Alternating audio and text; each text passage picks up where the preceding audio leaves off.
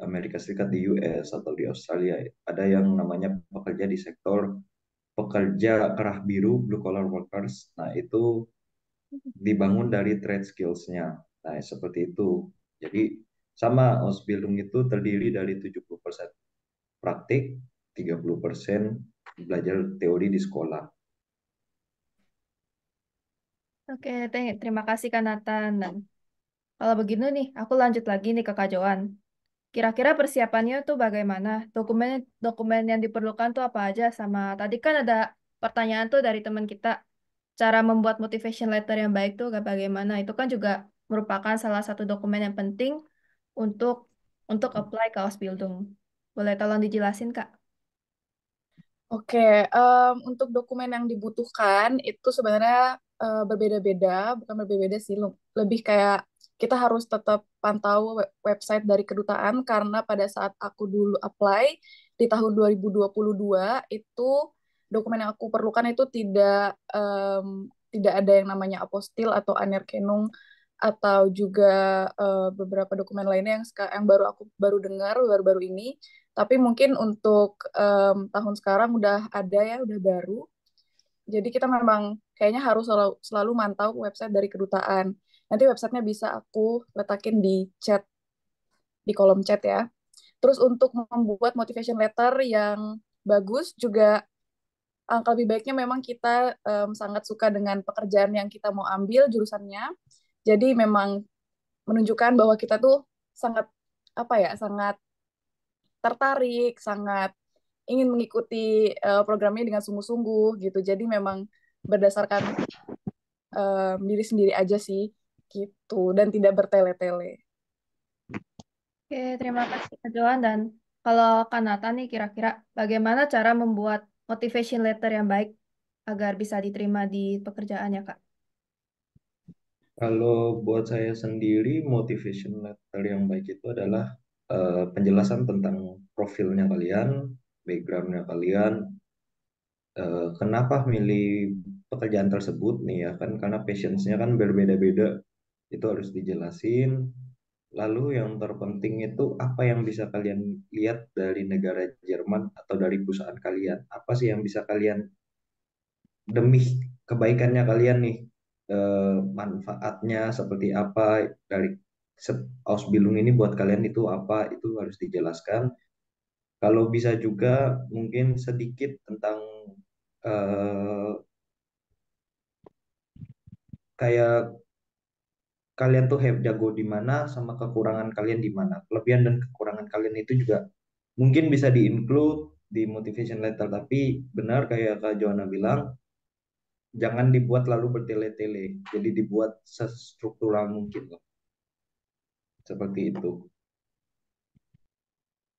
Oke, terima kasih Kak Nathan dan terima kasih Kak Joan. Nah, sebenarnya tuh kan ada yang dipertanyakan juga tadi sama teman-teman di Linkslido. Kira-kira sertifikat yang dibutuhkan itu B1 atau B2 sebenarnya untuk apply ke Ausbildung? Baiknya tuh B1 atau B2? Kalau aku kemarin, aku di bidang perhotelan itu 2 tahun lalu masih B1, tapi sekarang yang udah aku lihat yang dibutuhkan adalah B2, udah minimal.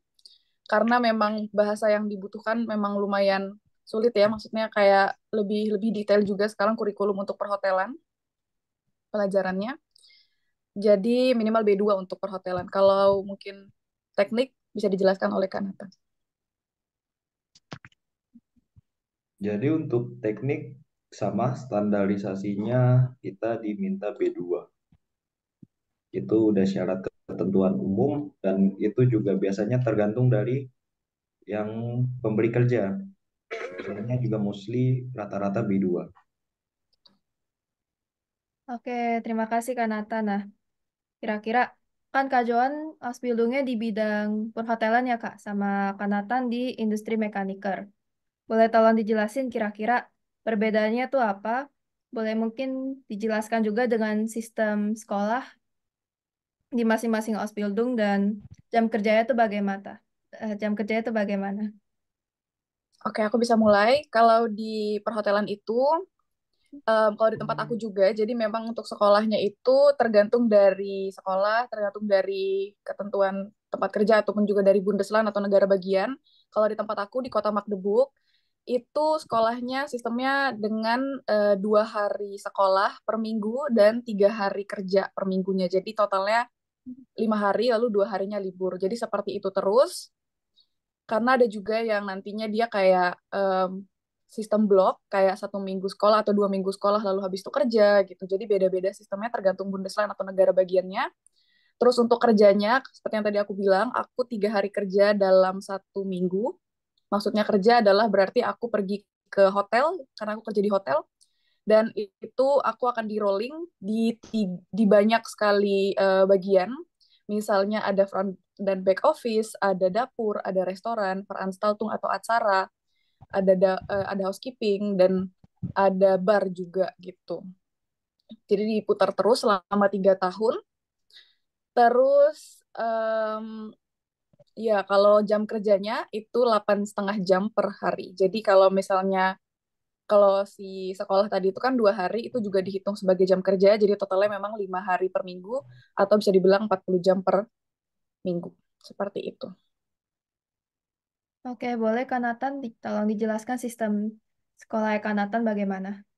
Jadi untuk kerja sekolah itu sama buat saya, menggunakan sistem blok ya. Bedanya itu saya menggunakan sistem blok. Jadi kalau saya kerja, misalnya saya kerja untuk 2 minggu, lalu nanti saya masuk sekolah 1 minggu. Nah itu sama, hitungannya itu 8 kali 5 jam, karena kita terhitung full time ya.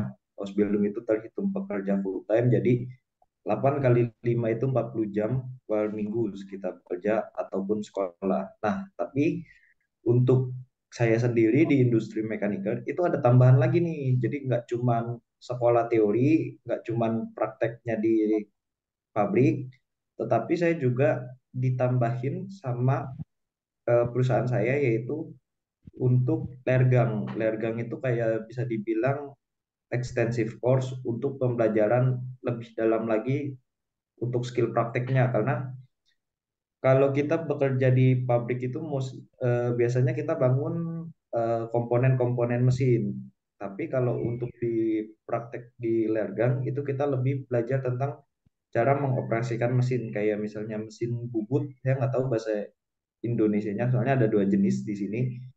Ada dry machine, ada freezer machine. Kalau mungkin bahasa Inggrisnya milling sama latte machine. Nah itu seperti itu, sama bor-bor, jenis-jenis mata bor seperti itu. Oke, terima kasih Kak Nathan dan Kak Joan atas jawaban yang telah diberikan. Nah, sekarang aku mau nanya nih, kira-kira sebelum ngomongin ke sistem gaji, sebenarnya Ausbildung itu sama nggak sih kayak Ferienjob dan Praktikum? Kan kemarin lagi panas-panasnya tuh berita tentang Ferienjob dan Praktikum. Nah, boleh tolong dijelaskan dulu mungkin dimulai dari Kak Joan, apakah Ausbildung itu sama seperti Ferienjob atau Praktikum? Ausbildung itu beda banget sama Job ataupun praktikum karena sebenarnya Ausbildung itu memang program pelatihan kejuruan yang menggabungkan tadi itu teori dan praktek gitu kan. Dan durasinya 2 sampai 3 tahun itu udah dikontrak dengan perusahaannya gitu. Dan kalau praktikum itu kan memang namanya praktikum bahasa Indonesia itu magang ya. Jadi kayak itu memang untuk mengumpulkan pengalaman kerja ya gitu. Dan memang durasinya tidak dikontrak sampai 3 tahun Mhm. gitu. Jadi juga beda banget. Dan kalau varian job itu kalau diartikan ke bahasa Indonesia, varian itu artinya liburan, job itu pekerjaan. Jadi pekerjaan yang dilakukan saat liburan dan itu hanya berlangsung juga selama beberapa minggu, bulan atau sekitar pada saat liburan gitu. Dan tujuannya memang untuk menghasilkan uang tambahan atau juga pengalaman kerja sementara gitu. Jadi dari durasinya aja udah kelihatan dan dari tujuannya juga udah kelihatan gitu. Oke, mungkin Kak Nathan apakah boleh nambahin tentang tentang mengenai Ferienjob dan Praktikum ini? Boleh, silakan Kak Nathan. Nah, jadi baik, kalau untuk Ausbildung dibandingkan dengan praktikum dengan value job itu jauh berbeda ya. Kalau Ausbildung itu kan kembali lagi ke kontrak awal ya, kayak kejuruan kita sekolah vokasi, ada yang 2 sampai 3 tahun, ada juga yang seperti saya 3,5 tahun. Lalu kalau praktikum itu benar magang, sistem magang yang saya tahu itu adalah biasanya untuk anak-anak mahasiswa ada sistem Freiwillig atau Pflicht, wajib untuk ikut praktikum dari universitasnya setahu saya. Eh, Kalau untuk freelance job itu lebih kayak untuk pengganti sih, kayak misalnya dalam waktu di bulan summer, musim panas biasanya orang-orang yang pekerja tetapnya pada liburan itu digantiin sama orang-orang yang pengen freelance job. Nah, jadi kalau bisa dikatakan ya jelas berbeda gitu. Oke, terima kasih Kak Nathan. Nah, tadi nih lupa aku tambahin sebenarnya bagaimana cara Kak Nathan dan Kak Johan tuh apply ke Ausbildung gitu. Terus sulurnya itu dari perusahaan atau dari mana? Dan bagaimana cara mendapatkan kontrak kerja dari pihak Ausbildungnya gitu kan penting buat itu juga merupakan salah satu dokumen penting untuk apply visa. Boleh mungkin dari Kak Johan dijawab terlebih dahulu. Oke, kalau berdasarkan pengalaman pribadi aku diurusin oleh program apa sebuah lembaga penyaluran ya. Jadi memang untuk sekolah dan tempat kerja itu dibantuin untuk dicarikan dan nanti aku yang memang memilih mana yang aku suka gitu. Tapi memang untuk apply Ausbildung itu ada dua cara, bisa mandiri, bisa juga melalui em, tempat penyaluran atau yang disebut juga agen gitu. Nah, kalau berdasarkan pengalaman Kanata bagaimana? Apakah Kanata waktu itu mandiri atau menggunakan agen untuk waktu apply Ausbildung dan mendapatkan kontrak kerjanya? Saya untuk terus terang untuk cari kerja saya menggunakan agent juga, tetapi sebelum menggunakan agent karena masa COVID ya, sebelum masa COVID itu saya sempat cari-cari sendiri. Di situ banyak peluang banget, kita bisa lihat kayak tadi website deosbildung.de, atsubio.de, terus LinkedIn, Indeed. Kita juga bisa lihat dari Arbeitsagentur für Arbeit. Nah, itu ada websitenya sendiri. Itu eh, saya pernah nyoba, pernah dapat email konfirmasi, cuman karena tiba-tiba COVID-nya merebak ya, PSBB kedua kalau nggak salah waktu itu. Jadi harus cancel semua karena tiba-tiba tutup.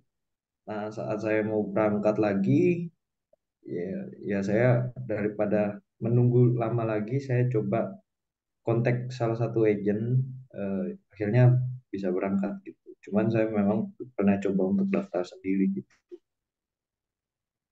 Oke, terima kasih Kak Nathan. Nah, apakah boleh tolong dijelasin nih habis nih jam kerjanya bagaimana? Kan Kak Nathan sama Kak Johan di dua jurusan yang berbeda nih.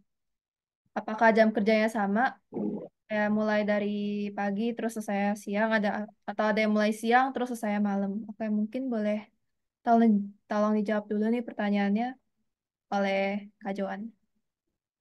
Oke, karena aku memang di bidang perhotelan dan juga gastronomi, jam kerja aku tidak menentu, jadi aku bakalan dapat jadwal kerja itu setiap hari Kamis untuk minggu depannya, dan di situ aku benar-benar nggak tahu apa yang kerjaan apa yang akan aku kerjakan di minggu depan dan jam kerja bagaimana.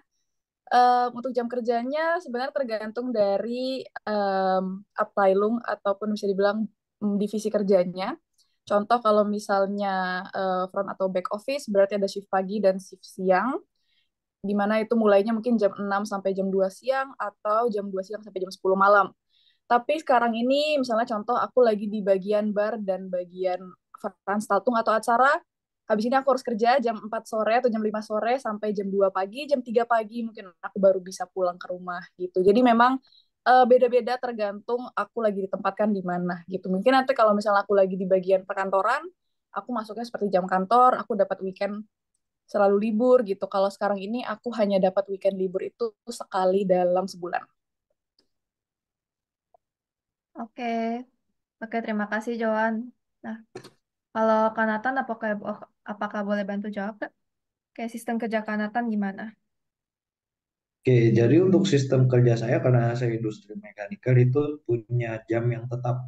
Kita selalu untuk acubi atau yang baru sebagai Ausbildung nih ya, melakukan Ausbildung itu cuma punya satu shift doang, jadi shift pagi. Nah, itu kalau Saya Senin sampai Kamis itu kerja dari jam 6 pagi sampai jam 2.50 siang. Itu setiap hari seperti itu. Tetapi hari Jumat kami jam 6 pagi sampai jam 12.20 sudah selesai. Nah, itu kalau untuk eh, di kerjaan di pabrik ya. Tapi kalau kita kembali lagi, lergangnya itu kan juga ditambahkan. Nah, kalau lergangnya itu ada jadwal tersendiri, eh, tetap ke 40 jam dalam seminggu. Hitungannya seperti itu. Oke, terima kasih Kak Nathan. Nah, kan udah nih kayak dijelasin kayak sistem Ausbildung tuh apa, kayak jam kerjanya bagaimana. Nah, sekarang apakah boleh tolong dijelasin nih sistem gajinya tuh bagaimana dan kira-kira potongan gajinya tuh apa aja? Oke, apakah mungkin boleh dimulai lagi dengan Kak Nathan? Oke, jadi untuk sistem gaji di Jerman itu ada sistem gaji, kita tahunya dua ya, bruto dan neto. Jadi di Jerman itu gaji yang kita terima itu adalah gaji neto. Jadi gaji yang dikontrak itu adalah gaji bruto yang kita sebagai acubi atau sudah bisa dibilang sebagai pekerja, kalau misalnya nanti kalian pelajari, itu kita dilindungi oleh suatu hukum di Jerman untuk eh, seperti pengakuan kalau kita memang udah full pekerja. Jadi kita langsung dipotong asuransi sosial dan saya sendiri harus membayar tempat tinggal saya yang disubsidi kantor. Nah, itu jadi dari gaji bruto yang masuk ke saldo saya itu cuma gaji neto saya yang sudah langsung terpotong by system yang ada gitu. Tetapi kembali lagi itu tergantung dari Bundesland atau negara bagian masing-masing, jadi nggak bisa disamaratakan gitu. Mungkin kalau dari Kajuan sendiri ada sistem yang berbeda, mungkin bisa dijelaskan. Betul. Jadi tidak semua perusahaan itu memberikan bonus atau tempat tinggal ya. Untuk tadi asuransi yang dibayarkan sebenarnya sama. Ada 5 asuransi yang perlu dibayarkan. Ada asuransi kesehatan, asuransi pensiun, asuransi pengangguran, terus ada asuransi perawatan, dan asuransi kecelakaan. Gitu. Dan untuk aku sendiri, gaji aku cuma dipotong untuk 5 versi atau asuransi tadi.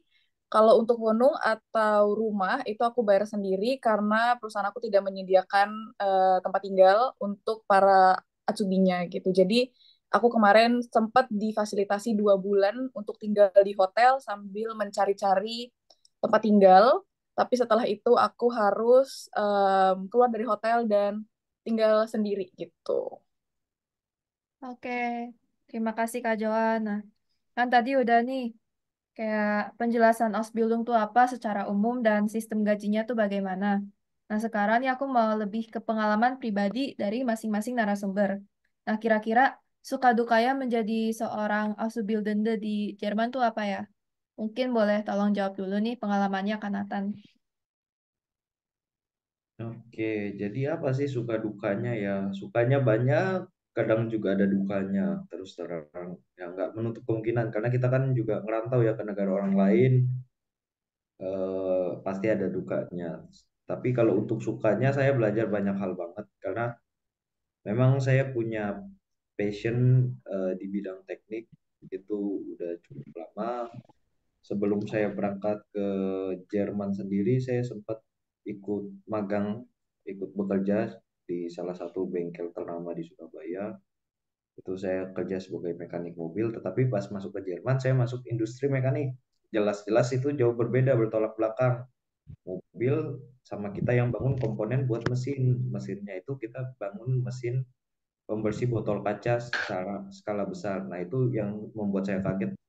Awalnya saya cuma reparasi mobil kok, tapi masuk ke pabrik malah saya harus megang mesin bor, belajar mesin bubut yang benar-benar mechanical banget. Nah, itu sukanya di situ, eh, jujur ya bahasa juga menjadi suatu masalah gitu karena bahasa kita walaupun sudah B2 terkadang gangguannya itu ada di dialek gitu karena saya di Turingan, jadi dialeknya itu masih cukup kental. Misalnya kalau orang bilang cuai di Turingan bisa ngomongnya cuy. Nah, itu kan berubah. Nah, itu tuh awalnya sempat bingung nih. Karena kan saya bekerja di sebagai industri mekaniker, saya dikasih selalu namanya cek nungspapir atau kayak AutoCAD gitu, kertas AutoCAD kita harus ngerjain komponen yang seperti apa, harus saya bor seperti apa. Itu kan semuanya dari bahasa Jerman, tapi tiba-tiba pas dijelasin mereka ngomong untuk ngomong angkanya itu rada berbeda. Nah, itu harus saya tanyakan lagi, pastikan lagi ini apakah benar begini-begini. Jadi itulah dukanya tuh kadang-kadang suka setengah bingung gitu ngerjain sesuatu suka bingung aja sendiri. Cuman kalau untuk sukanya ya seneng banget di sini bisa belajar banyak hal. Lalu saya juga bisa kenal-kenal dengan orang-orang Indonesia yang lain yang udah lebih banyak pengalaman lewat organisasi gitu. Seperti itu sih.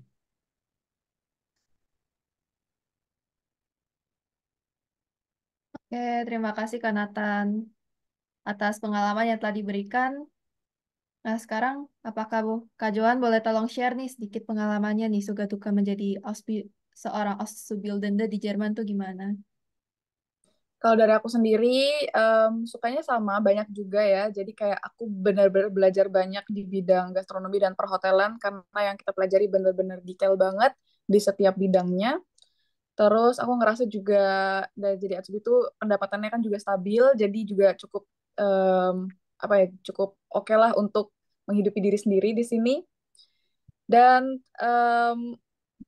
sama bahasa itu adalah dukanya sedikit sih sama kayak Kanatan tadi karena aku juga cuma lulusan B1 waktu itu dan menurut aku masih kurang banget B1 itu untuk dipakai langsung kerja di Jerman karena waktu itu di hari pertama aku kerja aku langsung ditempatkan di front office atau back office di mana aku harus atau diharuskan untuk mengangkat telepon dan membalas email secara sehari-hari dan mengurusin pembayaran yang juga tidak kecil jumlahnya seperti itu. Jadi memang lumayan tantangan buat aku gitu. Juga untuk dukanya sedikit adalah tuntutan waktunya karena atau tuntutan jam kerjanya karena di perhotelan ini aku dituntut untuk bisa fleksibel dalam kerja kayak bisa kapan aja ditempatkan di mana aja ya gitu misalnya kayak harus kerja malam hari, siang hari, pagi hari. Jadi memang waktu tidur jadinya kadang-kadang suka tidak beraturan, kadang bisa nggak bisa tidur atau gimana gitu, tapi udah resiko di bidang perhotelan memang seperti itu.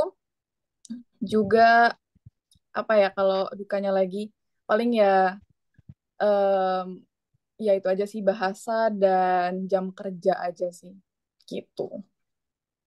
Oke, terima kasih Kak Johan atas pengalaman yang telah di-share.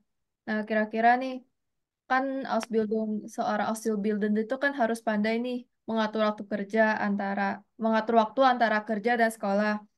Nah, kira-kira nih, bagaimana cara atur waktu kerja antara Schule? Bagaimana cara atur waktu antara Schule dan kerja? Apakah boleh dimulai dulu dari Kanatan? Kalau untuk jika dikatakan kalau misalnya bagi waktu antara Schule dengan kerja, saya nggak ada masalah karena kan sistem saya sistem blok. Jadi jadwal sekolah kita ada jadwal full 1 minggu, lalu lergang, lalu baru masuk kembali lagi di kerja 2 minggu dalam sebulan seperti itu. Cuman kadang ya capeknya itu adalah bangun tidur karena paling bangun pagi itu saat kerja saya harus bangun pagi tiap hari jam 4 kalau misalnya jadwal kerja. Nah, masuk sekolah saya jam 8 baru di sekolah. Jadi bangun-bangun bisa jam setengah 7. Nah, itu pas misalnya kita udah transisi lama dari sekolah ke ergang balik lagi kerja. Nah, itu kaget kadang waduh, besok bangunnya balik lagi nih jam 4. Nah, seperti itu mulai meal preppingnya malam-malam jadi bawa bekalnya kita siapin dari malam. Nah, seperti itu. Jadi kita harus pintar-pintar bagi waktunya untuk hal-hal kecil lah ya.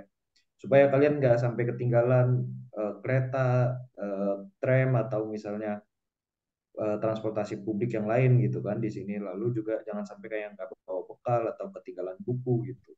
Karena kan sayang gitu, kalian udah nyampe di Jerman, mau belajar dengan hal kecil, kalian tidak bisa manage. Nah, itu nanti takutnya berefeknya panjang juga seperti itu. Oke, terima kasih Kak Nathan. Dan sekarang Kak Johan apakah boleh dijelasin nih? Kan kalau aku dengar nih Kak Johan kan kuliah juga nih, sambil kuliah di Indo di Universitas Terbuka. Nah, kira-kira bagaimana tuh cara atur waktunya kuliah, kerja, dan sekolah gitu. Kalau untuk atur waktu, sebenarnya Asbelum ini kan punya apa ya, punya kelebihannya itu dia udah ada jam yang pasti di mana kita memang kapan harus sekolah, kapan harus bekerja, dan cuman itu aja yang memang wajib gitu. Contohnya kalau memang hari ini kerja ya berarti cuma 8 jam, sisanya mungkin 6 jam tidur, sisanya aku free gitu.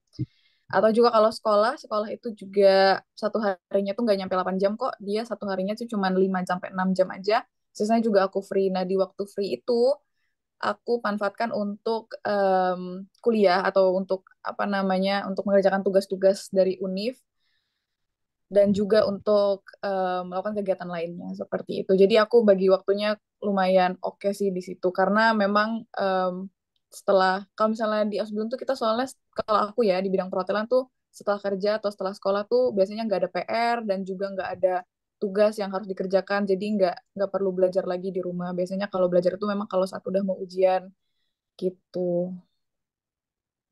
Oke, terima kasih Kak Joan. Nah, kan tadi Kak Joan udah nyinggung nih soal belajar gitu buat ujian. Nah, kira-kira kalau Ausbildung itu ada ujiannya nggak kayak mungkin ujian tengah semester atau ujian akhir semester gitu sama boleh tolong dijelasin cara atur waktunya buat belajar tuh bagaimana dan kira-kira materi apa gitu yang perlu disiapin dan dipelajari. Mungkin boleh tolong dijelasin kalau Shule itu pelajarannya tuh apa aja gitu. Mungkin boleh dijawab dulu dari Kanatan.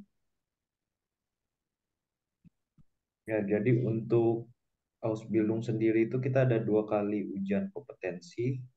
Eh, itu ada Schwitzerprüfung dan Abschlussprüfung. Itu disebutnya di sini seperti itu. Yaitu adalah ujian kompetensi 2 kali. Jadwalnya nanti ditahunya kita dari surat kalau kalian mau berangkat ke Jerman itu ada namanya IHK Bestätigung. Nah, itu kayak kalau kalian tuh dikasih surat dari Badan Pengurusan Kamar Pekerja di Jerman, itu dikasih surat. Nah, itu kalian bisa tahu kalian mulai Ausbildung dari tanggal segini sampai akhirnya di tanggal segini, lalu dijelasin juga kapan sih rencana kemungkinan terjadinya ujian tersebut tuh di bulan apa, di tahun apa itu sudah jelas. Lalu kalau untuk pelajaran yang saya pelajari dari sekolah ya, itu saya kan industri mechanical, tetapi kejuruan saya itu di bagian logam, metal teknik namanya. Jadi industri mechanical, Fachrichtung metal teknik, dan kebetulan saya juga kerjanya di pabrik yang masinan bawah itu pembangunan mesin skala besar. Nah, itu apa yang saya pelajari adalah biasanya tentang pembagian-pembagian klasifikasi logam. Yang saya pelajari itu dari logam ringan, bilangnya ringan itu kayak titanium, aluminium, itu saya pelajari. Lalu pembagian jenis-jenis besi, besi itu banyak jenis-jenisnya. Lalu kita belajar juga dari untuk mekanikalnya sendiri itu kayak penggunaan mesin bor. Nah, itu jenis-jenisnya apalagi penghitungan kecepatan ngebor itu seperti apa, drive kita bilangnya drive machine, mesin bubut ada 2 jenis itu kita harus pelajari semua. Lalu saya juga nanti masuk ke sistem pneumatik. Kalau di industri itu ada sistem pneumatik, kompresi udara untuk pengoperasian suatu mesin. Lalu kita dibantu dengan wartung maintenance. Kita belajar juga maintenance mesin seperti apa. Harus dalam interval waktu tertentu kita harus melakukan inspeksi kah? Atau kita harus menggantikan suatu komponen kah? Seperti itu. Jadi kita belajarnya benar-benar banyak. Ada juga tambahan belajar sedikit tentang ngelas. Ngelasnya itu juga MIG, TIG. Seperti itu. Dan juga sedikit tentang elektro dan elektrodasar juga masuk saya gitu. Oke, thank you Kak Nathan. Tadi kalau Kak Nathan itu kalau nggak salah belajarnya di industri mechanical, jadi lebih ke belajar tentang logam gitu ya Kak? Betul, jadi kita belajar tentang logam-logam banyak, komponen-komponennya juga kita harus pelajarin tentang ini mau diapain gitu, dibuat mesin seperti apa itu kita harus pelajarin. Dan Oke. juga kita belajar juga AutoCAD penghitungan-penghitungan kayak deratnya baut itu juga kita pelajarin semua. Oke. Dan dengan standarisasinya ISO, Eropa, dan Jerman. Jadi kita belajar 3 jenis standarisasi ISO secara internasional, EN itu untuk Eropa, lalu DIN itu untuk standarisasinya Jerman. Seperti itu. Jadi siap, itu kita harus pelajari. Oke, terima kasih Kak Nathan dan Kak Joan. Apakah boleh tolong nih dijelasin Kak? Kayak kan beda banget tuh antara perhotelan sama industri mekaniker. Mungkin Kak Joan boleh tolong dijelasin? Boleh. Nah, ya beda banget sama Kanatan. Jadi kalau memang di perhotelan itu em, yang kita pelajari itu benar-benar detail secara perhotelan atau gastronomi. Dan contoh dan mata pelajaran yang aku dapatkan di sekolah itu yang wajibnya ada bahasa Jerman, bahasa Inggris, olahraga seperti biasa kayak kita belajar di sekolah. Terus juga ada kayak sejenis PKN gitu namanya Sonselkunde.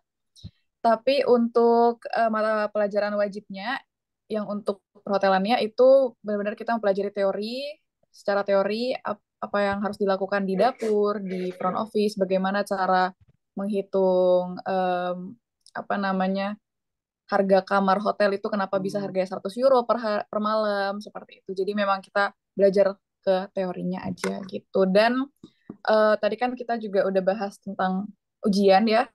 Ujian itu untuk Osbilung itu dilakukan 2 kali dalam satu Osbilung ini, dan itu dilakukan setiap 1,5 tahun sekali. Jadi kayak setengahnya Spitzenprüfung dan akhirnya nanti dia ada Abschlussprüfung. Kebetulan aku udah ikutin ujiannya yang Spitzenprüfung kemarin di bulan Februari. Dan kalau untuk soal ujiannya sih kurang lebih sebenarnya ya sama seperti yang udah dipelajari. Contohnya kalau itu ada 2 bagian, ada teori dan ada praktek. Kalau teorinya berarti soal-soal yang memang teori, yang contohnya bisa aku sebutkan juga kayak eh, kalau misalnya makanannya steak itu kira-kira wine apa yang cocok, atau misalnya kalau misalnya ada satu menu rasanya gitu. Terus kalau misalnya si tamunya ini dia gluten free atau lactose free gitu, dia pengennya itu harus dihilangkan, itu harus apa Lebensmittel atau bahan makanan apa yang harus dikeluarkan supaya dia tidak kena gitu, atau juga alergi-alergi apa aja yang biasanya ada dalam, jadi kalau misalnya kita kasih satu menu terus alergi apa aja yang ada di dalam menu itu gitu, misalnya alergi kacang, alergi udang, alergi apa gitu, itu untuk yang banyak sih biasanya di dapur gitu. Atau kemarin juga aku ada bagian prakteknya adalah menangani tamu yang marah-marah di front office gitu ya. Gimana cara menangani tamu dengan profesional, dengan baik, dan memberikan solusi yang baik gitu, seperti itu. Nanti juga di Abschlussprüfung aku bakal dapat di summer tahun depan, itu juga sama kurang lebih seperti itu. Oke, terima kasih Kak Joan karena udah memberikan jawaban dan ya mari kita lanjut nih. Kira-kira Kira-kira apa sih yang bisa dilakuin habis selesai Ausbildung? Tadi ada teman-teman tuh yang nanya, kira-kira bisa lanjut S1 nggak sih? Apakah mungkin perlu penyetaraan dulu gitu kalau mau lanjut S1? Mungkin boleh tolong dijelasin lagi oleh Kanatan. Jadi kalau untuk lanjut setelah Ausbildung itu banyak jalan ya. Jadi kita kalau misalnya kita mau nambah trade skillnya, kita tahu skill yang sesuai dengan yang kita pelajarin dari Ausbildung, lebih spesifiknya untuk di pneumatika atau untuk di ngelasnya itu bisa. Misalnya contoh dari saya industri mechanical, oh, saya pengen belajar ngelasnya tapi levelnya yang udah tinggi, overhaul, overhead welding dan segala macam, itu ada namanya Fort Bildung. Nah itu kita bisa uh, ikutin course-course and apa tambahan lagi untuk level-level tersebut. Tetapi juga ada yang malah ngulang kadang-kadang Kak Ica. Jadi ngulang Ausbildung lain karena aduh nggak suka nih, ternyata udah jalanin 2 tahun di kerjaan setelah Ausbildung, jadi 5 tahun bekerja di sebagai industri mechanical, aku nggak suka nih, maunya pindah ke jurusan lain gitu. Bisa juga di Jerman juga ada. Kalau mau untuk kuliah itu bisa kalian setelah lulus Ausbildung itu eh, kalau yang terbaru ya yang saya baca itu 2 sampai 5 tahun pengalaman kerja di luar Ausbildung. Jadi setelah lulus kalian kerja dulu 2 tahun sampai 5 tahun, dapat Fachhochschulreife atau izin masuk langsung ke universitas terapan. Tetapi ada juga yang kalau misalnya kalian mau ambil abitur lagi lewat student college atau lewat jalur-jalur yang lain, silakan itu juga bisa. Jadi, tapi kan kadang peraturan peraturan itu bisa berubah eh, dalam waktu singkat ya, cepat juga juga. Jadi harus mantau gitu. Karena memang yang terakhir yang saya tahu seperti itu. Gitu. Oke. Kalau Kak Joan gimana? Kira-kira abis selesai Ausbildung nih, kakak Kak Joan sendiri mau ngapain gitu? Sama kira-kira bisa ngapain aja gitu abis Ausbildung selain S1 atau lanjut kerja gitu? Kalau aku sendiri, aku lagi mikir-mikir karena aku udah di tahun kedua, ntar lagi mau masuk tahun ketiga. Aku lagi mikir-mikir untuk melanjutkan apa namanya pendalaman lagi ke dalam ke bidang yang aku suka di dalam perhotelan ini. Jadi setelah tadi aku udah di rolling di banyak bagian, itu aku bisa pilih satu yang mungkin aku suka banget dan aku bisa yang ikutin yang namanya Weiterbildung. Jadi kayak aku belajar lagi lebih dalam mengenai bidang yang aku suka tadi. Misalnya aku lebih suka di bagian sales. Nah, aku bisa pelajari lagi lebih dalam di bagian itu gitu, di Weiterbildung itu. Dan atau mungkin aku juga lagi mikir-mikir apa aku langsung kerja aja itu juga bisa. Karena kebetulan hotel aku itu hotel yang chain hotel, jadi dia ada banyak banget cabangnya di Jerman, Austria, dan Swiss gitu. Jadi kalau untuk hotel aku dia kebetulan hotel yang sangat em, apa namanya sangat membuka peluang untuk Atsubi-Atsubinya itu bekerja di kota-kota lain. Jadi masih hotel yang sama gitu. Jadi mereka bisa banget ngasih kita anggebot ataupun tawaran untuk kerja di hotel lain. Jadi aku juga masih mikir-mikir antara dua opsi itu sih. Oke, terima kasih Kak Joan. Nah, kira-kira nih udah mau sampai ke sesi penutup nih. Apa aja yang ingin Kak Joan dan Kak Nata sampaikan gitu kepada teman-teman kita yang di Indonesia gitu yang mau ngelakuin Ausbildung? Apa yang perlu disampaikan gitu? Apakah bahasa Jermannya harus benar-benar bagus atau mungkin harus benar-benar tekun gitu kalau mau ngelakuin Ausbildung ini? Mungkin boleh Kalau dimulai dulu dari Kak Nathan.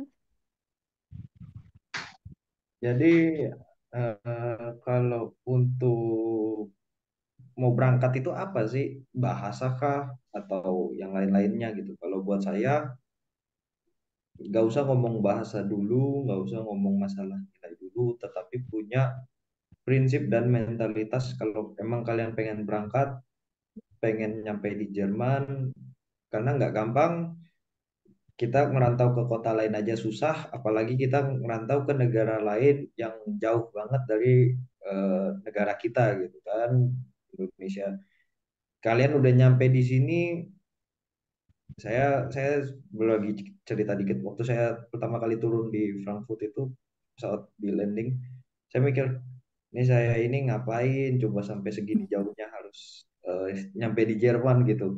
Mau pulang di dompet udah aduh masa beli tiket pulang nggak mungkin dong. Ya udahlah hajar aja deh gitu. Jadi mentalitasnya itu yang harus benar-benar kuat gitu. Kalau nggak usah takut, nggak usah kenapa-napa, kalian nyampe, kalian cari organisasi anak-anak Indonesia. Di situ banyak kakak-kakak dari teman-teman kalian yang mau bantu kalian. Gimana sih bantu kalian dalam integrasinya itu jadi bisa lebih nyaman di Jerman, di negara orang. Nggak gampang karena berat juga. Yang penting mentalitas yang ada di otak dan di hati. Kalian tuh pengen apa sih, nyari apa di Jerman itu kalian harus tekuni, harus tahu dulu kalau misalnya ini boleh konsultasi ke yang lain-lain gitu. Coba tanya-tanya gitu, cari-cari info dulu gitu, dipastikan. Jadi kalau ngomong kendala bahasa, ya saya jujur saya masih walaupun udah level B2 masih punya kendala bahasa. Jadi karena bahasa itu nggak cuman kita belajar setelah dapat sertifikat B2 kita berhenti belajar bahasa. Enggak, kita nyampe di Jerman pun kita lanjut belajar bahasa. Tiba-tiba orang-orang Jermannya ngomongnya pakai dialek. Nah, itu kan jadi, waduh, mancing rasa penasaran kenapa orang-orangnya masih pakai dialek gitu. Apa sih kata-katanya? Jadi pengen pelajarin terus. Nah, itu kayak gitu. Kalau mungkin Kak Johan ada cerita lain. Hmm. Kalau aku sama sih, menurut aku dari proses Ausbildung itu kan panjang banget ya, dari kita belajar bahasanya yang kita masih belum tahu berangkat atau enggaknya, ngurus dokumennya, visanya ditolak apa enggaknya, gitu-gitu. Terus ujiannya juga di ujian bahasa lulus atau enggaknya itu sebenarnya proses yang panjang yang kita nggak bisa apa ya garansi kayak dengan ini semua kita bakal bisa berangkat. Jadi dengan proses yang panjang itu yang bahkan bisa makan waktu setahun 2 tahun itu sebenarnya kalau tekadnya nggak kuat itu kita bisa tereliminasi pelan-pelan gitu. Kelihatan kok kita misalnya rame-rame satu tempat les, lagi les bareng, aku sama teman-teman aku juga sebenarnya kayak dulu kita ke Jerman bareng, lalalala, masih belajar bahasa Jerman, ternyata lama-lama tereliminasi pelan-pelan kayak oh Hmm. ternyata yang dari 5 yang berangkat cuma 3, terus dari 3 ternyata ya gitulah. Pokoknya nanti dari banyak proses ini itu bener-bener kalau tekadnya nggak kuat dan bener-bener nggak apa ya, nggak keinginannya nggak kuat untuk pergi ke Jerman untuk Ausbildung itu pasti nanti bakal gugur gitu. Makanya bener kata Nathan tadi, teman-teman yang pengen buat ikut Ausbildung itu yang pertama sebelum belajar bahasa bener-bener pastikan pilihan kalian ini tepat dan kalian benar-benar yakin gitu. Jadi ketika kalian menjalani prosesnya kalian tetap punya tekad yang kuat gitu deh. Jadi pas belajar bahasa juga jangan lupa bahasa juga penting ya. Pelajari aja pelan-pelan, jangan jangan benci bahasanya karena dia mungkin susah dan banyak aturannya, tapi dengan aturannya itulah kita baru bisa belajar gitu. Kalau nggak ada aturannya kita kayak juga pasti susah kan kalau belajar gitu. Memang pasti teman-teman yang lagi belajar bahasa kesusahan, kenapa harus ada didas, kenapa harus kayak sekomplisit itu atau seribet itu, tapi ya itu semua adalah problem yang kita hadapin bareng-bareng semuanya pasti relate. Sampai sekarang pun kalau dibilang udah di Jerman 2 tahun, apakah bahasa Jermannya perfect? Enggak juga, biasa aja. Maksudnya ya bisa ngomong, tapi ya tetap belajar, tiap hari belajar kata-kata baru, coba ngobrol, gitu-gitu. Gitu sih dari aku. Oke, terima kasih Kak John ya. Iya, nah pengalamanku juga ya waktu pertama kali nyampe landing di Bandara Frankfurt tuh juga bingung kayak ini kenapa aku di sini gitu kayak pengen pulang tapi nggak bisa kan. Nah gitu, jadi harus punya tekad yang kuat, bener kan? Ya. Nah kira-kira ada tambahan nggak nih dari Kanatan tentang dokumen yang dokumen yang perlu dipersiapkan untuk berangkat ke Jerman gitu? Mungkin tentang asuransi atau Krankenkasenya Kanatan diupdate. Oke, jadi di Jerman itu kalau kalian sebelum berangkat, jadi zaman saya pengajuan visa di tahun 5 Juli 2023 itu, saya belum ada namanya dari kedutaan Jerman itu harus eh, KV-nya udah kita bilangnya Krankenversicherung atau Krankenkasse itu udah dimasukin untuk diproses sama pihak kedutaan. Nah, saya waktu itu eh, ada sedikit masalah karena perangkat kase saya udah diterima sama saya untuk kartunya sendiri sudah di pihak kantor saya yang menerima.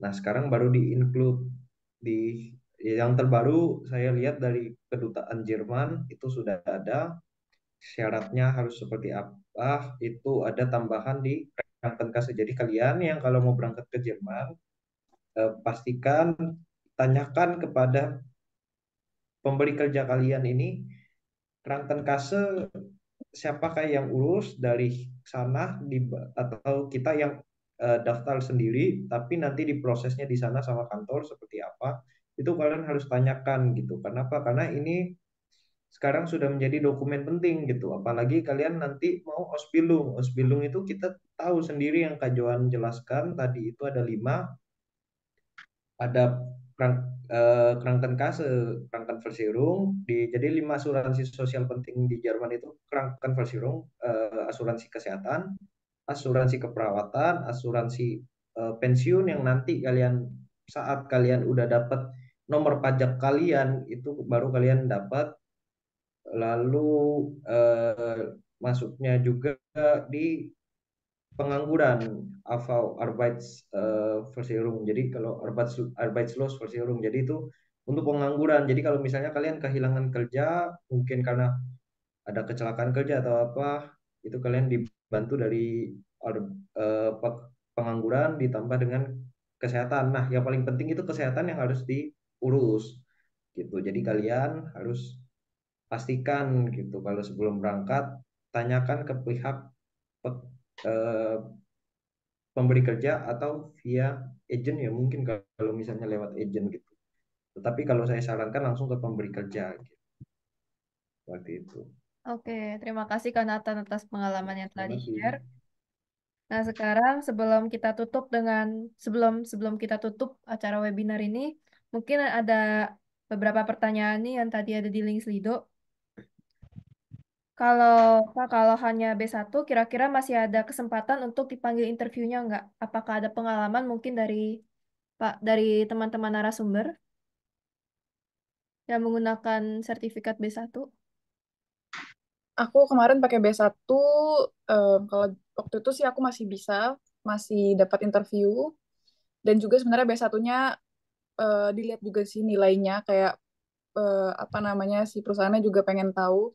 Mereka lihat dulu nilainya, kalau nilainya memang oke, mereka ngerasa yakin dengan kita, dengan juga semua dokumen yang udah kita sertakan, motivation letter, dan mungkin apa namanya, bewerbung, CV gitu ya, itu juga, dan lain-lain, ada Lebenslauf gitu tadi, itu mungkin masih bisa. Kalau em, ya sekarang-sekarang ini mungkin masih bisa, tapi memang paling bagusnya itu pakai B2 sekarang, Oke, lebih dimudahkan. terima kasih. Terima kasih Kak Jo atas jawabannya. Nah, ini ada pertanyaan tadi. Untuk profesi mekaniker dibutuhkan keterampilan matematika, fisika, dan itu dibutuhkan sertifikat dari Indonesia. Apakah bisa belajar di sana? Mungkin boleh tolong dibantu jawab, Kak Nathan? Eh, Maksudnya mungkin yang dimaksud dari matematika dan fisika itu kalian itu kan nanti ada transkrip nilai yang akan diserahkan ke pihak eh, pemberi kerja ke perusahaannya kalian yang kalian daftar sebagai mechanical. Nah, itu kan kalian dilihat nih.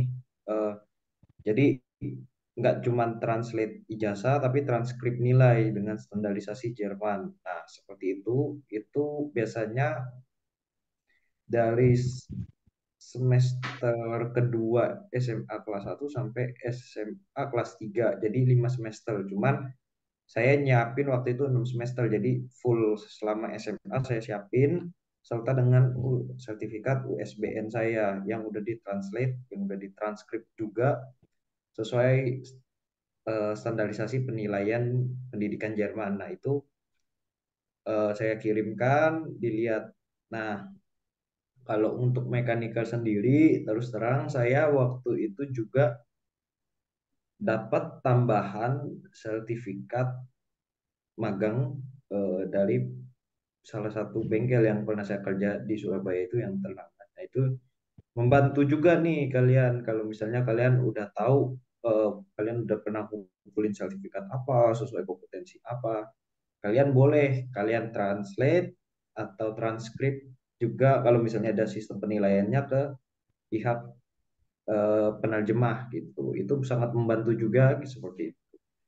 Dan kalau ditanya apakah harus memang bisa matematika dan fisika, saya bisa bilang ya, iya harus, iya sih harus bisa jago matematika dan nggak harus jago tapi bisa memahami matematika. Kenapa kalian belajar matematika dan fisika nantinya sebagai mechanical itu bukan pakai bahasa Indonesia gitu.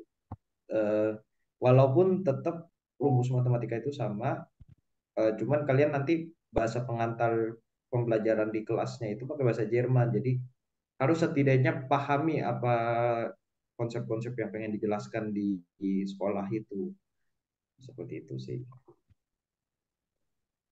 Oke, ini ada lagi nih di kolom chat Kak Nathan. Kalau jurusannya IPS tuh bagaimana? Apakah mungkin bisa disetarain lagi atau enggak, Kak? untuk IPS ingin jadi mechanical yang berbeda jurusan gitu maksudnya. Bisa dibilang iya, tapi kembali kembali lagi saya jujur nggak belum bisa lalu menjawab hal itu karena saya datang dari pihak eh, Acubi yang berdasarkan backgroundnya IPA. Jadi kalau untuk IPS mungkin boleh ditanyakan kepada pihak penerima pemberi kerjanya tersebut. Saya ini datang dari pendidikan kalau di Indonesia seperti ini di IPS sosial, tapi saya punya interest di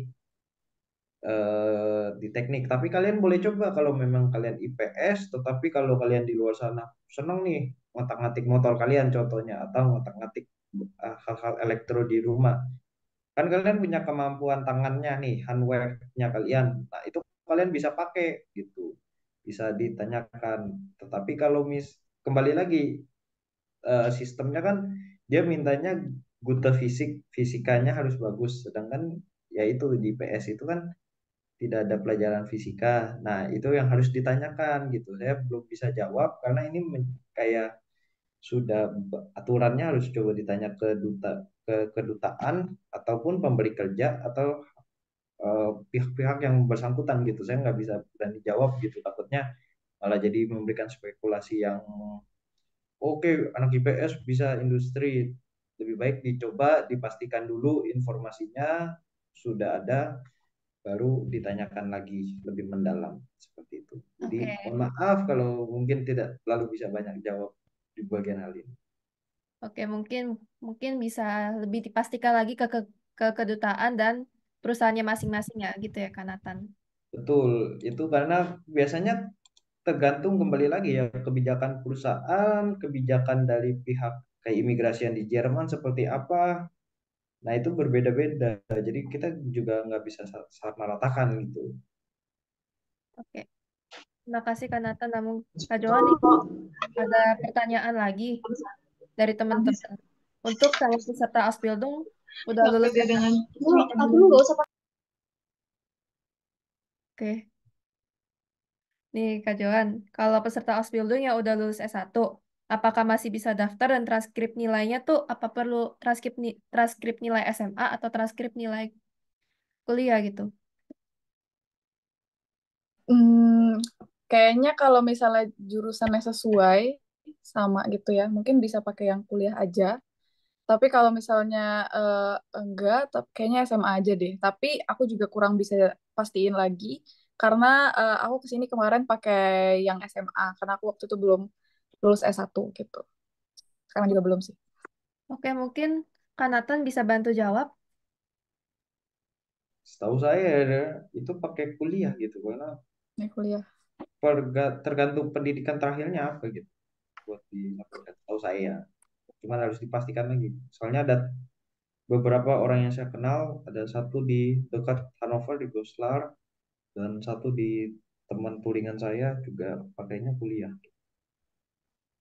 Oke, terima kasih Kak Nathan udah bantu jawab. Nah, sekiranya apakah ada pertanyaan lagi dari teman-teman sekalian? Mungkin bisa raise hand atau tulis di kolom chat. Bisa juga tulis pertanyaannya di link Slido yang saya kirim. Oke, dari Kak Timur Langit, bolehkah silakan? Oke Kak, terima kasih atas kesempatannya. Saya pengen nanya untuk Kak Nathan. Kebetulan saya juga di metal teknik ya Kak. Dan mau mulai bulan ini. Cuman saya masih bingung. eh, Kira-kira tuh hal apa aja sih Kak yang harus dipersiapin selama selama ya tadi yang di pabrik sama di sekolah itu. Mungkin itu sih Kak. Terima kasih. Oke, jadi di metal teknik sudah S1 atau masih SMK atau bagaimana Kak Timur? Eh, Kebetulan saya lulusan SMA Kak tahun kemarin. Oke, mau masuk di metal teknik Jurusan udah kebetulan sudah dapat di jurusan? udah di metal teknik dapatnya di Workstop Prover. Oh, oke.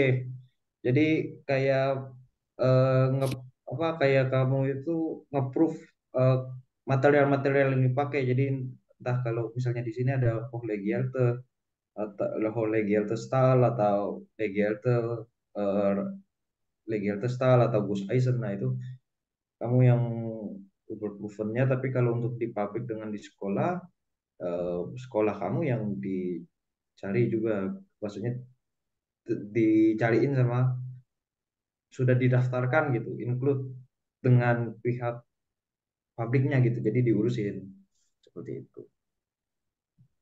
Hmm. Eh, Sama sebenarnya ada lagi sih Kak, satu lagi. Eh, kesempatan kesempatan sebagai Azubi ini Kak, nanti setelah lulus Ausbildung apakah sama gitu sama lulusan yang sama lulusan yang bukan Ausbildung untuk mencari kerjaan atau ya lanjut profesi gitu nanti, apakah sama haknya gitu sama yang lulusan universitas? oh, sama. Eh, jadi kamu kalau lulus, buat kalian yang lulus Ausbildung, kalian itu dapat sertifikat IHK dari Badan Pekerja Jerman. Itu memberikan sertifikat, mengeluarkan sertifikat itu kalian sebagai apa gitu. Misalnya kalian sudah disahkan atau disertifikasi sebagai orang industri mekaniker, contohnya seperti itu. Nah, itu kalian dibilangnya Fachkraft ya di sini ya, kayak Hmm. sudah orang yang sudah punya kompetensi yang sesuai dengan standarisasi yang ada di sini, otomatis untuk pencarian kerja ya sama rata gitu, maupun dengan yang S1 maupun yang S2 gitu. Cuman kembali lagi yang harus dipahami kalau Ausbildung, apalagi kita yang ngomong berbau Ausbildung teknik, itu kita sendiri kita bilangnya pekerja kerah biru, bukan pekerja kerah putih. Nah, itu jadi dua hal yang berbeda. Nah, itu yang kalian harus pahami gitu. Kerjaannya kalian tuh di bagian apa, menggunakan apa. Nah, itu seperti itu. Tapi untuk pencarian kerja kita di sini punya sama kesempatan yang sama. Jadi nggak ada pembedaan antara mau yang lulusan Osbil, mau lulusan S1, mau lulusan S2, S3, itu nggak ada masalah. Jadi nggak usah takut kalau untuk mau lanjut cari kerja. Dan pasti kalau misalnya kalian bagus nih, saya nggak nambahin harapan ya, tapi ada beberapa yang udah saya tahu, beberapa orang yang saya kenal, kalau kalian bagus malah kalian ditawarin langsung kontrak kerja sama pihak dari perusahaan yang kamu melakukan sebelum sekarang seperti itu. Hmm. Oke, terima Oke. kasih Nathan. Eh, Oke, boleh lanjut saya dulu. boleh nanya satu Boleh, boleh. boleh nanya satu lagi nggak Kak? Silakan, silakan. Ya, ya, maaf ya Kak. Ya, nggak Eh apa-apa. ini Saya Kak, sedang apa namanya? Kalau kayak pas lagi liburan semester atau kayak liburan summer gitu, kalau untuk Ausbildung di bidang teknik ini, dia tetap masuk kerja atau ikut libur gitu ya, Kak? Itu saya masih cukup bingung sampai sekarang. Oh, itu kita tetap masuk. Kita tetap masuk karena Hmm, kita bukan ikut jadwal anak kuliah yang kalau somor kita libur, enggak, kita tetap masuk, tapi kalian punya jatah cuti kan? Kalian sudah jelas oh ya. dari awal, kalau kalian lihat kontrak kerja di awal itu di tahun pertama sampai tahun terakhir itu cuti kalian sudah tertera di situ, jadi kalian punya hak untuk menggunakan jatah cuti. Nah, tapi kembali lagi, kalau untuk pengajuan proses jatah cuti itu tiap perusahaan beda-beda. Kalau saya di bagian teknik di perusahaan saya itu, jadi kalau misalnya kalian mau cuti nih, udah tahu, udah beli, mau liburan, mau istirahat, atau mau jalan-jalan ke negara Eropa lainnya, atau ke kota-kota lainnya, itu kalian boleh bilangnya di sini mengajukan Bantragen untuk cuti tersebut gitu. Lalu di ACC sama pihak HRD gitu. Kalian oke, tanggal yang penting kalau kalian Ausbildung di cuti itu, karena kalau saya di sistem blok, yang penting jangan sampai mengganggu pengambilan cuti itu, jangan mengganggu di eh, Schulwoche atau di minggu di saat di mana saya harus sekolah dan di mana saya ada jadwal untuk leargang selama 1 minggu full. Hanya boleh dipakai untuk liburan saat kalau misalnya kita lagi kembali praktek di pabrik. Nah, seperti itu. Jadi boleh diajukan, boleh diatur. Nah, tapi kalau untuk kajuan sendiri kan di gastronomi yang berbeda mungkin bisa dijelaskan lagi sama Kak Joana gitu. Betul. Untuk kalau bidang gastronomi, cutinya, sorry, tadi kalau untuk lagi liburan summer atau liburan apa gitu, itu yang libur itu hanya sekolahnya aja, jadi kita tetap kerja.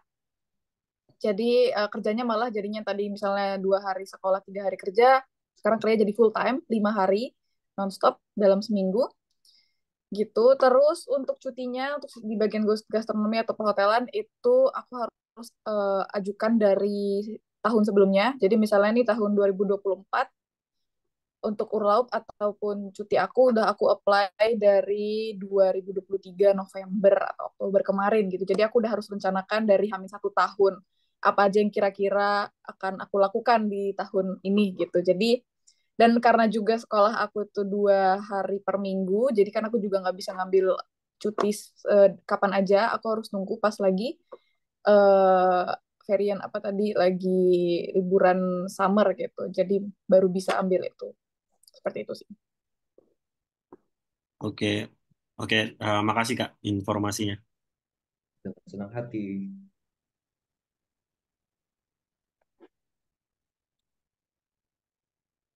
Commute, Kar. Kar. Masih commute. Oke, maaf. Mungkin boleh dibantu jawab nih pertanyaannya. Sertifikatnya nanti didapat dari program Ausbildung itu apakah setara dengan SMK atau diploma? Sama mungkin apakah Ausbildung boleh melakukan kerja part-time? Mungkin boleh dibantu jawab, Kak Nathan? Kalau kalau misalnya dari saya tahu yang eh, dibilang eh, diploma, kita nggak bisa membandingkan gitu lulusan Ausbildung dengan lulusan diploma karena sistemnya berbeda kan. Menurut saya seperti itu dan saya nggak tahu kalau misalnya itu. Mungkin kalau misalnya ada itu boleh ditanyakan ke pihak eh, Ute yang lebih tahu mengenai teknisnya kalau untuk eh, mungkin penyetaraannya segala macam gitu. Tapi kalau misalnya di Jerman sendiri sertifikat itu berbentuk bisa dibilang kayak Fachkraft, kalian udah punya kompeten yang sesuai dengan pekerjaan yang akan kalian lakukan, kalian udah tahu aktivitas kalian, eh, ditambah dengan skill-skill kalian yang udah dicapai melalui program Ausbildung ini seperti itu. Dan apakah boleh part time? Kalian harus lihat visa kalian. Saya nggak bisa ngomong, saya bisa bicara hanya lewat lihat visa karena kalau kalian nanti setelah dapat pengajuan visa, seperti visa saya sih tertulisnya 10 jam eh, boleh melakukan 10 jam aktivitas tambahan kerja, hanya maksimal 10 jam, berarti kurang lebih kalau misalnya kita kerja di 5 hari berarti tambahan 2 jam di luar pekerjaan kita, mungkin bisa di sini bilangnya mini job atau kalian kita cari mini job yang kecil-kecilan gitu, kayak misalnya cuma untuk satu event doang, jadi jaga kasir saat pertandingan sepak bola. Ada teman saya seperti itu juga yang, tapi ada juga yang mini job yang standarisasinya 520 euro karena kerjanya sudah ada jadwal tertentu. Itu harus dicek lagi tergantung dengan izin eh, visanya kalian. Cuman kalau saya boleh jujur, eh, saya nggak ngambil mini job. Kenapa? Karena kadang saya kerja itu aktivitas kerja saya juga kadang makan waktu lembur saya gitu. Jadi otomatis kan kalau saya kerja udah menyalahi aturan atau bisa dibilang kayak udah nggak ada waktu lagi nih sesuai yang diberikan di visa tersebut. Gitu. Kita harus dicek-cek lagi. Kalian boleh pelajari lebih lanjut. Nah, harus dari saya. Mungkin kalian bisa cek-cek setelah ini tentang mini job itu seperti apa. Oke, aku izin nambahin, benar tadi kata Kak Nathan itu harus lihat visa. Sama di visa aku juga tertulis boleh melakukan tambahan kerja 10 jam, tapi sayangnya ternyata Betrip aku atau perusahaan aku tidak memperbolehkan aku em, karena katanya kita harus fokus dengan sekolah, dengan Ausbildung yang kita jalani. Mereka nggak mau dengan kita ngikutin part-time ataupun mini job tadi itu, sekolah ataupun pekerjaannya jadi terlantar, ataupun karena jadinya kecapean dan jadinya sering sakit dan tidak masuk kerja gitu. Jadi mereka juga eh, mencoba untuk kita maksimal juga di bagian Ausbildungnya, karena tujuan kita di sini adalah untuk Ausbildung, bukan untuk apa namanya hal-hal yang lainnya gitu. Eh, Terima kasih Kak Johan atas jawabannya dan terima kasih Kak Nathan juga atas jawabannya. Mungkin dari Kalinda udah raise hand, mungkin mau nanya apa Kak? Boleh silakan. Ya, aku mau nanya, kalau dengan gaji 1.000 euro per month, itu kira-kira kita cukup untuk biaya hidup atau perlu nambahin? Sama satu lagi, dengan sertifikat kita itu dari sebuah sekolah, atau lembaga apa ya yang ngasih sertifikasi kita? Terima kasih.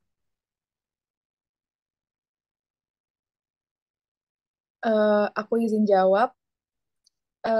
Sebenarnya untuk gaji itu cukup. Sebenarnya sekarang gaji Ausbildung itu udah dinaikkan dan sudah sangat cukup untuk para Atsubi. Tapi menurut aku sendiri pribadi itu tergantung di mana kita tinggal. Jadi kalau misalnya sekarang aku tinggal di kota yang tidak terlalu besar, sekarang di Magdeburg ini dia termasuk kota yang tidak terlalu besar dan tidak terlalu mahal, jadi itu semuanya masih cukup. Tapi kalau misalnya kita tinggal di kota yang lebih besar atau mungkin kayak Berlin atau Munchen gitu, mungkin itu sangat berpengaruh gitu, gitu sih. Apakah sudah terjawab Kalinda? Ah, iya, yang kedua tadi tentang sertifikasi sekolahnya dari lembaga institusi sekolah atau dari mana ya, Kak? Makasih. Oh, Ausbildungnya ya. Iya, Sertifikatnya nanti dikeluarkan oleh IHK dan itu diakui oleh Jerman dan Uni Eropa. baik, makasih Kak Joan dan Kak Nathan. Oke, mungkin nih Kak ada tambahan nih. Mungkin Kak Nathan bisa jawab nih. Untuk ijazah ini tahapannya berarti diterjemahkan dulu, lalu apostil ya. Lalu untuk jurusan S1 berarti yang harus diterjemahkan ijazah dan transkrip nilai. Mungkin ini berkaitan dengan yang S1 tadi, apakah bisa lanjut daftar menjadi Ausbildung? Mungkin boleh dibantu jawab, Kak Nathan? Iya, jadi kalian itu kalau bisa beresin terjemahan dulu, lalu apostilnya itu kan juga butuh karena menurut saya apostil itu butuh waktunya karena kalian harus cari notaris notar karena yang saya ini berdasarkan pengalaman ya saya bicaranya jadi nggak bisa disamaratakan gitu sama yang lain karena Kak Johan sendiri kan nggak kena apostil tapi saya kena harus apostil. Nah jadi untuk kalau misalnya kita mau berangkat ke Jerman pertama-tama urus penerjemahan dulu deh, penerjemahan dulu, transkrip nilai sudah keluar kan udah ada, nah itu kalian amanin, lalu ijazah aslinya kalian serta nilai-nilai yang pentingnya USB, setahu saya ijazah itu harus dibawa ke notaris untuk apostil, alurnya apostil dari notaris keluar, daftar janji pengajuan di Kemenkumham. Saya waktu itu di Kemenkumham Jakarta Selatan. Nah, itu saya harus daftar di bagian apostilnya di situ. Nah, itu jadi butuh makan waktu. Jadi lebih baik di step by step. Kalian prioritaskan dulu mau yang mana. Mau selesaikan apostil dulu, mau penerjemahan, itu terserah kalian. Tapi bisa, kalau saya bilang penerjemahan beresin dulu gitu. Terima kasih Kak Joan, maaf Kak Nathan atas jawabannya yang telah diberikan. Mungkin dari James yang udah resen, apakah ada pertanyaan James? Halo, iya sore, thank you Kak, Kak Karisa. Iya, untuk Kak Nathan, Kak Johan, saya mau tanya nih. Saya mau tanya tentang Ausbildung di bidang IT sama Koki. Itu persyaratan level bahasanya itu masih bisa di level B1 atau udah harus B2 atau C1 ya Kak ya? Terus yang kedua untuk bidang IT sendiri khususnya itu untuk peluang dapat kerjanya setelah Ausbildung itu masih kan kalau Ausbildung itu kan semacam pelatihan dari uh, company-nya juga ya kayak itu peluang kerjanya sendiri untuk prospek ke depannya itu masih besar nggak ya? Soalnya saya pernah dengar kabar kalau untuk IT sendiri itu yang diutamain itu untuk native asli di sana orang Jermannya dan orang Uni Eropa gitu Kak. Itu bener nggak ya? Ya itu aja sih Kak kalau dari saya. Terima kasih. Ya mungkin yang berkenan untuk bantu jawab, Kak Nathan atau Kak Joan.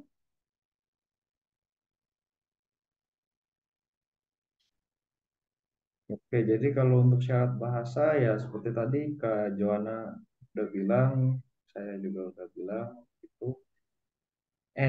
disarankan B2 sih, karena apalagi bicara level IT itu di B2 aja, B2 atau kalau nanti pembelajaran lebih lanjut ke C1-nya mungkin di Jerman, tapi disarankan jangan B1 atau B2, lebih lebih karena lebih spesialisasi ya bahasanya untuk IT. Lalu saya nggak tahu kalau saya nggak pernah tahu kalau misalnya ada apa ya lebih diutamakan orang natifnya atau orang Uni Eropanya. Itu tergantung kebijakan perusahaan yang mau didaftar. Jadi saya nggak bisa secara global mengatakan sama rata. Tetapi saya punya teman itu di Berlin, web student saat ini bekerja di bidang IT juga, informatik untuk developing, website developing. Itu dia diterima aja, nggak ada masalah seperti itu. Jadi mungkin ya saya bantu yang di level bahasanya sih. Tapi kalau untuk kembali lagi di Jerman sendiri banyak banyak kesempatan terbuka, dan jujur Jerman juga saat ini lagi dalam kekurangan tenaga pekerja gitu. Lagi ada eh, kekurangan tenaga pekerja di sini. Jadi silakan dicoba. Yang penting yakin, niat, dan ada sedikit faktor untuk hoki, lucknya juga ada bermain di sini. Semoga membantu. Terima kasih Kak Nathan. Nah, mungkin boleh dibantu jawab nih Kak Joan. Ada pertanyaan di Slido. Background pendidikan yang dicantumkan untuk Ausbildung itu apa? Mungkin Kak Joan bisa bantu jawab. Kalau background pendidikan untuk Ausbildung, sebenarnya Ausbildung itu kan memang udah dasarnya pelatihan kerja, jadi kita memang mereka udah siap untuk melatih kita dari nol gitu. Jadi sebenarnya nggak perlu background apa-apa, mungkin SMA aja atau SMK sederajat gitu udah oke gitu palingan. Oke, mungkin apakah ada pertanyaan dari teman-teman? Kalau ada pertanyaan, mungkin bisa langsung raise hand.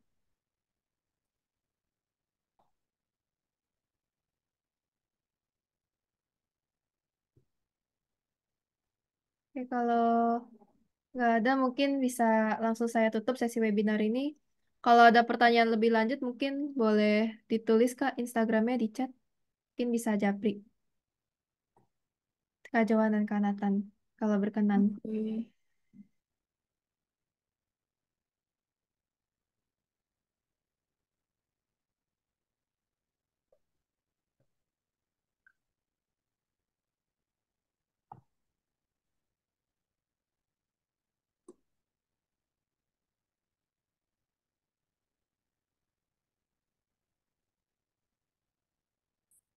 Berarti share itu. Nah, itu itu sosial media Kak Nathan dan Kak Joan jangan lupa dicatat juga. Kalau misalnya teman-teman punya pertanyaan lebih lanjut atau mungkin ada yang kelewat tadi, boleh langsung Halo, kontak ke narasumbernya. halo, mau nanya dong. Oh ya, boleh Kak. Silakan. Jadi kan kita lagi belajar, jadi kita lagi baru mau mulai B2. Jadi saya punya istri, dia S1 Ilkom, cuman dia mau ambil semi, bisa nggak ya kira-kira? Mhm. Untuk industri untuk S1 kan Dia dari S1 Ilkom Ilkom, tapi dia mau ambil Ausbildung semi, bisa nggak ya kira-kira? bisa aja kalau misalnya itu sesuai dengan persyaratan yang ada. Nah, jadinya gimana tuh maksudnya? Apakah cuman harus belajar sampai B2 ujian buta lulus, atau tetap harus belajar belajar lagi kimianya atau matematikanya gitu? Belajar matematikanya kalau kita bicara Ausbildung atau bukan, ini bicara Ausbildung kan, Iya, kimia belajar Ausbildung. itu nanti dipelajarin kimianya itu semua di sekolah. Oh, jadi dari nol lagi ya belajarnya ya di sananya. Ya, jadi kalau misalnya pembelajaran kemi tentang mungkin keminya untuk metal alnerung segala macam atau kemi tentang of material itu semua dipelajarin dari sekolah. Di sekolahnya itu kita di-train, kita dipelajari teorinya, di kerja juga kita belajar. Tetapi kalau untuk bicara dari ilkom ke keminya, Kak, itu yang bisa saya kasih tahu itu coba cek dulu persyaratannya dari perusahaannya seperti apa gitu. Apakah kalau kita kan eh, bisa bilang, oh ya bisa-bisa aja kok di sini memang terbuka luas gitu untuk dari ilkom bisa dari mana. Memang bisa kalau Ausbildung itu contoh kalau misalnya saya udah nggak mau kerja sebagai industri mekanikal, saya mau jadi kemi atau saya mau jadi seperti Kak Johanna jadi di Hotel Fahmannya itu bisa juga. Nggak, Tetapi soalnya harus gini di Kak. Soalnya gini, jadi kan posisinya kita baru lulus ujian B1 di Gute, ya kan? Sekarang kita oke baru ke B2. Nah, kalau ya misalkan Ausbildung nggak bisa, mendingan kita ambil dua studium gitu loh. Iya, jadi ambil apa? Kalau misalkan nggak bisa Ausbildung untuk nyebrang jurusan, mm-mm, kita mendingan ambil dua studium yang jurusannya yang sama. sama jurusannya gitu. Ya gitu maksudnya gitu. Oke jadi ya itu Itu maksudnya. kembali lagi persyaratannya saya nggak bisa bilang apakah eh, kakak dapat di nanti bisa coba langsung dual studium tapi setidaknya persyaratan umumnya itu seperti standarisasi level bahasa sudah sampai di mana, kalau bisa lanjut sampai B2, lalu boleh cek di internet dulu Kak, di Arbeitsagentur. Lebih pasnya itu di Arbeitsagentur. Karena kenapa itu dari pemerintahnya Jerman. Nah, itu bisa dilihat secara mendasar pekerjaannya seperti apa. Nah, itu konsep pekerjaan seperti apa, lalu persyaratannya di situ jelas, sudah jelas butuhnya yang ada matematiknya segala macam. Tetapi boleh kita bilang kalau ingin mengganti pekerjaan atau karir di Jerman yang dari Indonesia Ilkom masuk ke Kemi pasti terbuka di Ausbildung. Tetapi harus dipastikan lagi kalau misalnya untuk dual studium selanjutnya lagi itu kembalikan ke Anda gitu. Jadi saya tidak bisa bantu jawab either harus Ausbildung atau dual studium. Tetapi kalau untuk Ausbildung sendiri di sini punya kemampuan yang karena di Jerman sendiri itu selain Ausbildung ada namanya Umschulung. Jadi kalau untuk orang-orang yang misalnya dari Ilkom mau pindah ke jurusan yang lain seperti saya industri itu bisa bisa dapat namanya Umschulung atau sekolah ulang Mungkin waktu sekolahnya lebih diperpendek, apalagi kalau misalnya sekolahnya itu masih ada satu jurusan atau satu pemahaman dasar pekerjaannya gitu dengan pekerjaan yang sebelumnya, dengan pekerjaan yang pengen dipelajari di Ausbildung yang terbaru. Seperti itu. Itu yang saya Iya, soal tahu. ya nggak apa lanjutin lagi. Yang saya tahu, ya jadi gini, kalau yang saya tahu ya, jadi kan kita awalnya pengen dua studium sebenarnya kita berdua. Nah, cuman kita berdua basicnya IPS. Nah, tapi kita pengen nyebrang jurusan gitu loh. Nah, tapi untuk nyebrang jurusan disarankan untuk Asbildung gitu seperti itu. Hmm, Karena untuk dua studium itu nggak bisa nyebrang jurusan, sedangkan iya. Ausbildung bisa. Nah, makanya saya pengen mastiin lagi gitu loh. Sorry Kak, kalau boleh tanya, mau dual studiumnya ini jurusannya cross juga nih ke Oh enggak, maksud aku gini loh, kalau kalau yang saya tahu infonya untuk dua studium nggak bisa cross. Enggak, jadi yes, untuk dua memang nggak studium bisa bisa. cross. Ya, Iya, tapi kalau Ausbildung katanya bisa. Nah, gitu. Ausbildung bisa Mohon Kak, karena maaf, Kak Rowena dan Kanatan mungkin bisa iya, sorry bisa banget, sorry banget. nanti bisa berbicara lagi mungkin secara pribadi melalui boleh, boleh Instagram dihubungi. Oh ya, Instagram oke. Nathan yang ada di sini ya Kak @nathan_ps. Iya, boleh. Mungkin boleh Boleh, dicatat. boleh ya, bro. Aku nanya-nanya nggak Boleh, apa-apa ya. tenang aja Kak, kita chat lagi aja. Oke, thank Soalnya you. memang ada jelas beda gitu kalau dual studium. Di Jerman pun nggak bisa cross cross apa cross kejuruan gitu. Tapi kalau Ausbildung bisa, memang di sini banyak kali, saya boleh jujur, boleh buka di sini, orang Jerman banyak sekali. Jadi kalau misalnya saya udah nggak suka nih kerjaan kayak gini, saya mau coba kerja jadi guru TK pun dari seorang industri mechanical itu bisa gitu. Nah, itu peluangnya itu yang gimana kita cari cerahnya, cari celahnya. Dalam ibarat kata, kita kan bukan penduduk Jerman, saya bisa ngomong kita bisa ganti gonta-ganti Ausbildung karena apa? Karena saya udah apa, orang-orang ini udah nyampe gitu. Ada yang udah nyampe dari negara lain ke Jerman, orang-orang Indonesianya mau ganti. Nah, tapi kan kita pengajuan dari Indonesia. Nah, itu yang kehalang biasanya dari kedutaan maupun dari pihak pemberi kerja gitu. Kalau kita daftar online itu sih aja Kak yang rada rada menjadi, mungkin bisa dibilang batu halangan. Cuman tapi nggak usah khawatir, dicoba dulu. Yang penting selama kita udah tahu persyaratannya, kita udah siapkan dengan baik, nggak ada masalah gitu. Mhm. Ya betul. Jadi harus dipersiapkan dulu lebih baik. Mungkin kalau ada peluang ya bisa gitu. Karena orang Jerman di sini tuh terbuka. Itu kesimpulannya Kanatan. Ya, kalau begitu karena mungkin waktu udah lewat. Kalau begitu saya izin tutup webinar ini. Terima kasih bagi teman-teman yang udah menyempatkan waktunya untuk join. Dan kalau ada pertanyaan lebih lanjut boleh boleh kirim pesan atau DM ke Instagramnya Kak Johan dan Kanatan. Oke, terima kasih. Saya izin tutup ya. Kasih.